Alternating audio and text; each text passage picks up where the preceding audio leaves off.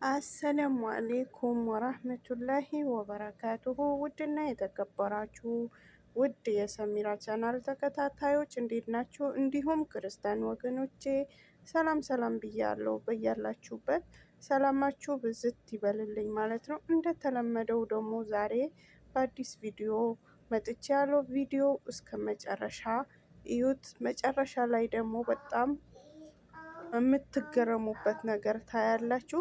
እስከ መጨረሻውን እዩት ማለት ነው እና በጣም የሚያጓጓ ነገር ታያላችሁ መጨረሻ ላይ ማለት ነው። እስከ መጨረሻው ጨርሳችሁ እዩት፣ ላይክ አድርጉ ማለት ነው። መጨረሻ ላይ እኔ ያየሁት ማየት ከፈለጋችሁ ቪዲዮውን ጨርሳችሁ ማየት አለባችሁ ማለት ነው።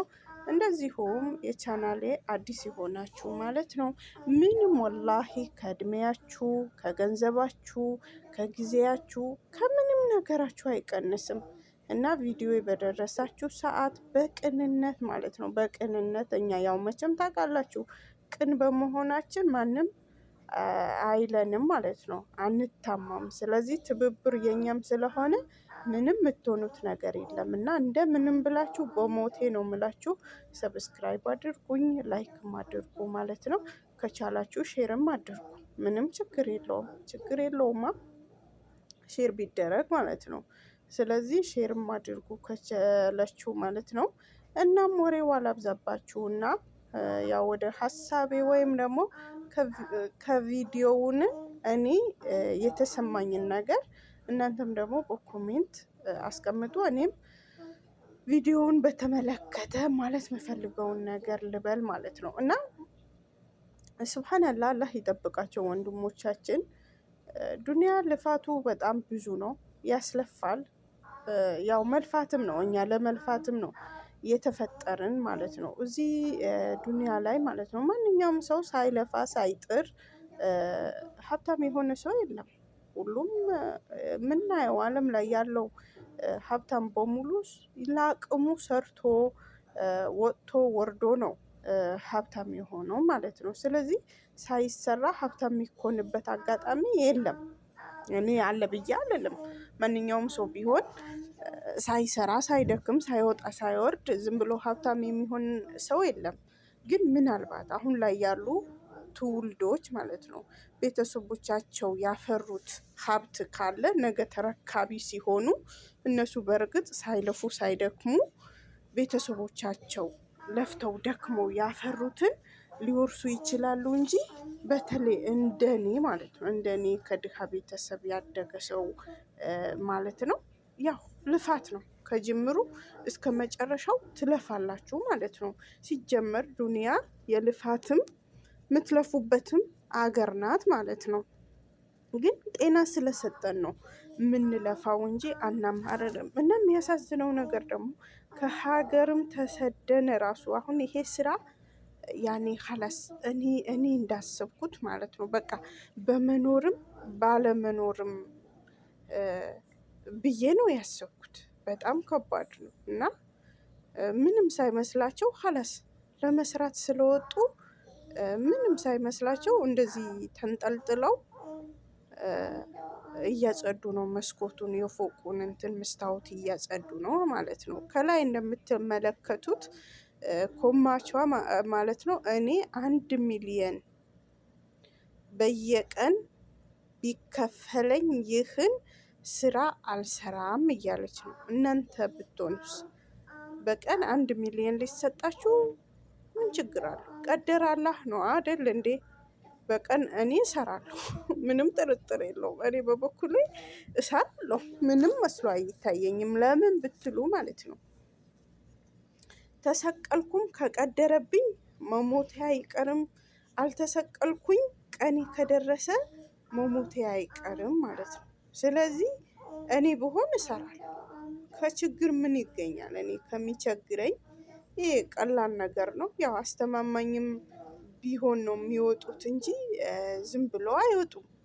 ስለዚህ ተማምነውበት አስተማማኝ ነገር ሆኖ ለህይወታቸው ሀላፊነትና ተወስዶ ነው የሚወጡት ይመስለኛል። እኔ እንደዛ ነው የምገምተው እንጂ ዝም ብሎ እንደውም ስራዬ ነው ስለሆነ ብለው እንደዚህ የሚሰሩ አይመስለኝም። ብዙ ጥበቃ ተደርጎላቸው የሚወጡበቱ ነገር ጠበቅ ያለ ነገር የተስተካከለ ነገር ሆኖ ነው የሚወጡት እንጂ ዝም ብሎ እንደውም በቃ ስራቸው ስለሆነ ይስሩት አይነት ነገር አይመስለኝም ማለት ነው።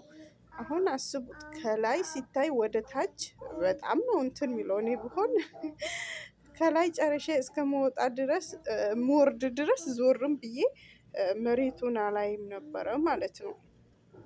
እና ለማንኛውም ነገር እንትን ልምድ ይፈልጋል። ማንኛውም ነገር ደግሞ ሙያ ይፈልጋል። እነሱም በሙያቸው ያው እየሰሩት ነው ማለት ነው። ግን በቀን 1 ሚሊየን ላገኝ ይሄ ምን ችግር አላት? ለደቂቃ እኮ አላህን ተወክዬ ፈጣሪዬን ተወክዬ ለደቂቃ ሰርቼው የምወርድ ነገር ነው። ከደቂቃ ሚሊየን ማገኝ ከሆነ ሀላስ ህይወቴን እቀይራለሁ እኮ ድጋሚ እዚህ ስራ ላይ አልገኝም በቀን ሚሊየን ቢከፈለኝ ማለት ነው። እና ይሰራል። ችግር የማያሰራ ነገር የለም። ማጣት የመሰለ ነገር የለም። ያ ጀማዓ ማጣት የመሰለ ነገር የለም። እንደ ማጣት ክፉ ነገር ምንም የለም እዚህ ምድር ላይ ማለት ነው። በቃ ማጣት ነው ትልቅ የሰው ልጅ ትልቁ ጠላቱ ምንድነው? ማጣት ነው፣ እጦት ነው። ካልተጣጣው ባናጣው እኮ እኛ ከሀገራችን መቼ እንወጣለን? ባንቸገር እኮ አንወጣማ። ስለዚህ ስለተቸገርን ነው። ችግር ደግሞ የማያደርገው ነገር የለም ማለት ነው። እኔ መስራት እየቻልኩኝ አቅሙን እያለኝ ቁጭ ብዬ መቸገር አልፈልግም። እዚህ ላይ ተሰቀልኩም አልተሰቀልኩም ፈጣሪ የጻፈልኝ ቀን ከመጣ ብሰቀልም ባልሰቀልም መሞቴ አይቀርም ማለት ነው። ግን ቀኔ ካልደረሰ ማለት ነው። አሁን እነዚህ እንደዚህ እየሰሩ ቀናቸው ሳይደርስ አንዳቸው ራሱ በሆነ ምክንያት ቢወድቁ ማለት ነው ወላሂ ምንም አይሆኑም። ምንም ነገር የሚሆኑት ነገር የለም ማለት ነው። ሁሉ ነገር ቀናችሁ ሲደርስ ነው። ቀናችሁ ከደረሰ ማለት ነው እንኳን ተሰቅላችሁ እንኳን አደጋ ደርሶባችሁ ይቅርና በቤት ውስጥ በልታችሁ ጠጥታችሁ አውርታችሁ ምን ብላችሁ በተኛችሁበት በዛውም የማይቀር ሞትና መጥቶ ይወስዳችኋል ማለት ነው። ስለዚህ ወይም ስለተሰራ ወይም ይሄ ሩቅ ቦታ ስለሆነ አይደለም የምንሞተው ማለት ነው። ስለዚህ ያው መስራቱ የተሻለ ነገር ነው። እኔ በእርግጥ አሳዝነውኛል። ሙቀቱንም አለ በዛ ላይ ደግሞ እዚህ ሀገር እንደ ልባችሁ ልስራ የምትሉበት አይደለም ከሙቀቱ ጋር ምናምን እንጂ አየሩ አሪፍ አየር በሆነ ሰዓት ግን ምንም ችግር የለውም ነው የምለው። እኔ በበኩሌ እንደዚህ መስራቱ ችግር የለውም ነው የምለው። ስራ አጥቶ ከመቀመጥ የሰው እጅ ከማየት ማለት ነው። የሰው እጅ ከማየት ስራ አጥቶ ከመቀመጥ